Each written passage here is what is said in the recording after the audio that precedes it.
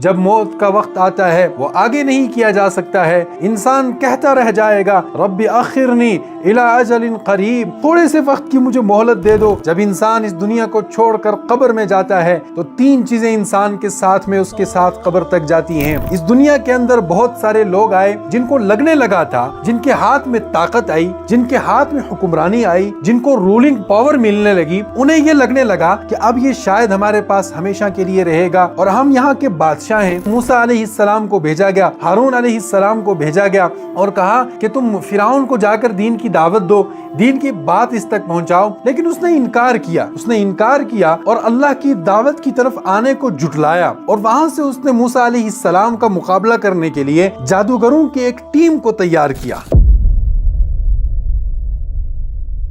یہ دنیا کی زندگی ایک عارضی جگہ ہے، ایک وقت آئے گا یہ ساری چیزیں ختم ہو جائیں گی۔ دنیا میں انسان مختلف طریقے سے اپنے آپ کو پروٹیکٹ کرتا ہے، ہر چیز سے بچانے کی کوشش کرتا ہے۔ اگر بیماری لگتی ہے تو انسان ڈاکٹروں کا رخ کرتا ہے، میڈیکل علاج کی طرف جانے کی کوشش کرتا ہے، ہاسپٹل کی طرف جانے کی کوشش کرتا ہے، لیکن یہ سب دنیا کے علاج ہیں، یہ سب دنیا کے ہیلے ہیں۔ لیکن ایک وقت آئے گا جب انسان کے سامنے موت آ کر کھڑی ہوگی اور اسے کہا جائے گا قُلْ يَتَوَفَّاكُمْ مَلَكُ الْمَوْتِ الَّذِي وُكِّلَ بِكُمْ ثُمَّ إِلَىٰ رَبِّكُمْ تُرْجَعُونَ۔ موت کا فرشتہ اس کے سامنے آ کر کھڑا ہوگا اور اسے کہا جائے گا کہ اب تیرا جانے کا وقت ہو گیا ہے۔ وہ مہلت مانگے گا، رب انظرنی، مجھے تھوڑی سی مہلت دیجیے گا، لیکن اس وقت کہا جائے گا ان اجل اللہ اذا جاء لا یؤخر۔ جب اللہ تبارک و تعالی کا متعین کیا ہوا فیصلہ آتا ہے، موت کا وقت اور موت کی ٹائمنگ آتی ہے، انسان ایک منٹ نہ پیچھے ہو سکتا ہے، لا یستأخرون ساعة ولا یستقدمون، نہ ایک منٹ وہ پیچھے ہو سکے گا نہ ایک منٹ وہ آگے ہو سکے گا۔ ان اجل اللہ اذا جاء لا یؤخر،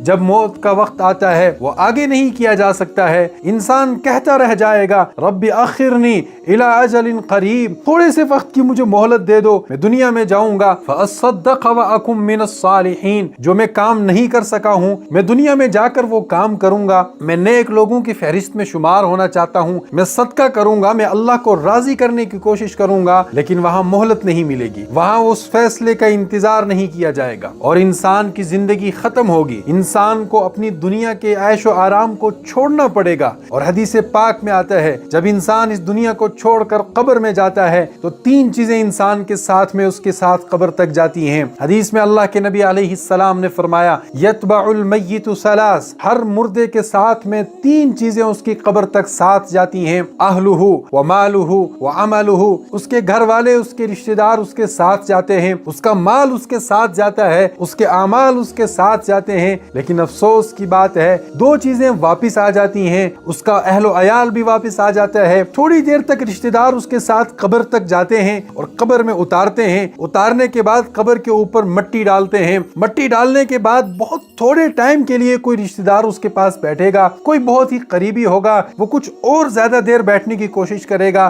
لیکن اسے پھر بھی وہاں سے اٹھنا پڑے گا، اور نہیں اٹھے گا تو لوگ اٹھا کر لے جائیں گے، کیونکہ یہ دنیا کا اصول ہے، جانے والے چلے جاتے ہیں اور آنے والے آتے رہتے ہیں، اور دنیا کا نظام چلتا رہتا ہے۔ کسی ایک انسان کے جانے کی وجہ سے دنیا کا نظام تھم جائے، ایسا ہو نہیں سکتا ہے۔ اس دنیا کے اندر بہت سارے لوگ آئے جن کو لگنے لگا تھا، جن کے ہاتھ میں طاقت آئی، جن کے ہاتھ میں حکمرانی آئی، جن کو رولنگ پاور ملنے لگی، انہیں یہ لگنے لگا کہ اب یہ شاید ہمارے پاس ہمیشہ کے لیے رہے گا اور ہم یہاں کے بادشاہ ہیں۔ اور ان لوگوں میں ایسے لوگ بھی تھے جنہوں نے اپنے کو بادشاہ سے بڑا سمجھنے کی کوشش کرنے لگ گئے اور وہ کہنے لگ گئے انا ربکم الاعلی۔ موسیٰ علیہ السلام کے دور میں فرعون جو مصر کا بادشاہ تھا، جب اس کے پاس میں حکومت آئی تو اسے یہ لگنے لگا کہ میں تو بادشاہ ہوں، میرا ہر حکم ہے وہ میری رعایا کو ماننا پڑے گا، اور اس نے کہنا شروع کر دیا انا ربکم الاعلی، میں تمہارا سب سے بڑا رب ہوں۔ اور اللہ تبارک و تعالی یہ سارا منظر دیکھ رہے ہیں۔ یہاں سے موسیٰ علیہ السلام کو بھیجا گیا، ہارون علیہ السلام کو بھیجا گیا اور کہا کہ تم فرعون کو جا کر دین کی دعوت دو، دین کی بات اس تک پہنچاؤ، لیکن اس نے انکار کیا اور اللہ کی دعوت کی طرف آنے کو جھٹلایا، اور وہاں سے اس نے موسیٰ علیہ السلام کا مقابلہ کرنے کے لیے جادوگروں کی ایک ٹیم کو تیار کیا۔ اور جب وہ جادوگروں کی ٹیم موسیٰ علیہ السلام سے لڑنے کے لیے پہنچی، انہوں نے اپنا جادوگری کا جو منتر تھا وہ دکھانے کی کوشش کی، سانپ ڈالے زمین کے اندر تو موسیٰ علیہ السلام کے پاس تو کوئی جادوگری نہیں تھی، وہ تو وہاں کے لوگ کہتے تھے کہ یہ جادوگر تھے، لیکن جب انہوں نے وہاں زمین میں عصا پھینکے، ان جادوگروں نے لاٹھیاں پھینکی، وہ سانپ بن گئے۔ یہ ان کا ایک منتر تھا، یہ ایک جادوگری تھی۔ لیکن یہاں دوسری طرف میں اللہ کے نبی حضرت موسیٰ علیہ السلام کے پاس اللہ کی وحدانیت اور ایمان کی طاقت تھی۔ یہاں سے اعلان ہوا، اللہ رب العزت کی طرف سے وحی آئی، موسیٰ تم بھی اپنی لاٹھی ڈال دو۔ چنانچہ وَأَنْ أَلْقِ عَصَاكَ، حضرت موسیٰ علیہ السلام سے کہا گیا کہ آپ بھی اپنے عصا کو ڈال دو۔ حضرت موسیٰ علیہ السلام کوئی جادوگری نہیں جانتے تھے، ان کے پاس کوئی جادو کا علم نہیں تھا، لیکن ان سے حکم ہوا کہ تم بھی اپنا عصا ڈال دو۔ جب انہوں نے اپنی لاٹھی ڈالی، فَلَمَّا رَآهَا تَهْتَزُّ كَأَنَّهَا جَانٌ وَلَّا مُدْبِرًا وَلَمْ يُعَقِّبْ، یہاں جادوگروں کے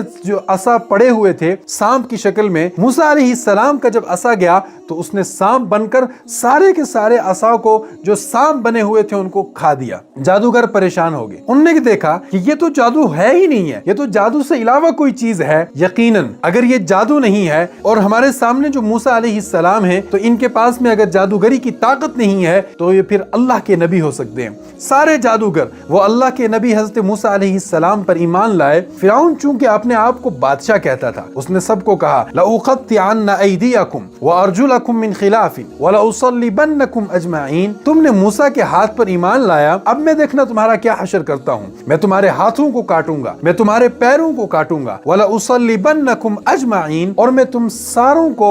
سولی چڑھا دوں گا۔ لیکن جب ایمان کی طاقت اندر آتی ہے، جب دل میں ایمان راسخ ہو جاتا ہے تو تب انسان کسی بھی چیز سے ڈرتا نہیں ہے۔ جادوگروں نے کیا کہا کہ تو کر جو تو کر سکتا ہے، تو یہی کر سکتا ہے جو دنیا کی ایک طاقت کا تیرا نشہ ہے، دنیا کی ظاہری زندگی کا جو ایک نشہ ہے تو یہی کر سکتا ہے، تو کر گزر۔ لیکن اب جو ہم نے فیصلہ کر لیا ہے، ہم اپنے اس فیصلے سے پیچھے نہیں ہٹ سکے۔ یہ وہ لوگ تھے جنہوں نے دنیا میں اپنے آپ کو بادشاہ سمجھا، لیکن ان کی بادشاہت ایک وقت تک متعین تھی۔ جب وہ وقت ختم ہوا، فرعون کے پاس موت آئی، اس کو لگنے لگا پتا کہ اب میرا مرنے کا وقت آ گیا ہے، اب میری بادشاہت میرے کسی کام کی نہیں ہے، میری حکومت اب میرے کسی کام کی نہیں ہے، اور اس کا سانس نکلنے لگا، اور اس نے اس وقت میں کہا آمنت آمن الذی بہ بنو اسرائیل وانا من المسلمین۔ آج تک تو میں نے موسیٰ کی دعوت پر اقرار نہیں کیا، لبیک نہیں کہا، لیکن اب چونکہ سب چیزیں اس نے اپنے سامنے دیکھ لی، اب کہنے لگا آمنت آمن الذی بہ بنو اسرائیل، بنو اسرائیل نے جس رب پر ایمان لایا ہے اب میں بھی اسی رب پر ایمان لاتا ہوں، وانا من المسلمین، اور اب میں اسلام قبول کرتا ہوں، اب میں ایمان لاتا ہوں۔ لیکن اعلان ہوا، اوپر سے حکم ہوا